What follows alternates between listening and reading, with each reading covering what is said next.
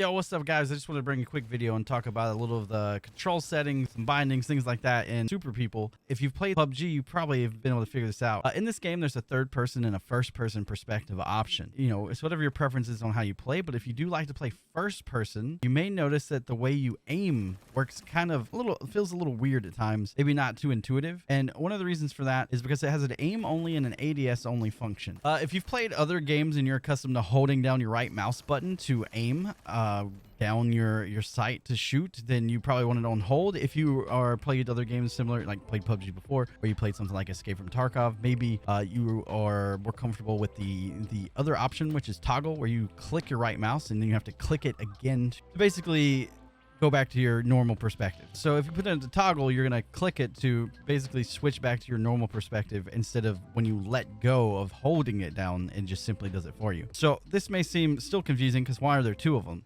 And the reason this is because there's a third person version of the game and there's a first person. And in third person, you have a Hipfire option where you're basically just running around shooting your gun without doing anything but holding your left click button. Then to reduce some of the inaccuracy, to make your weapon a little bit more accurate, you can use your right mouse button, and depending on how we have this set up, by default, it's typically if you hold it down, you zoom in just a little bit over your shoulder, and you get a bit more accuracy for when firing from the hip. And then if you tap your right mouse button, you actually aim down the sight. Now, that might feel extremely weird if you're accustomed to other shooters. It definitely does to most. We can go ahead and set both these to hold. That's really, the only one we really care about is ADS. But if you, for some reason, want to have both options, I would suggest you doing what's comfortable for you. For me, I would want to do hold on both, just because that's how I like to aim. I like to scope in, fire, and then let go and just be on the move. So now how do we make that work? What we're going to actually do is you're going to go to your key settings.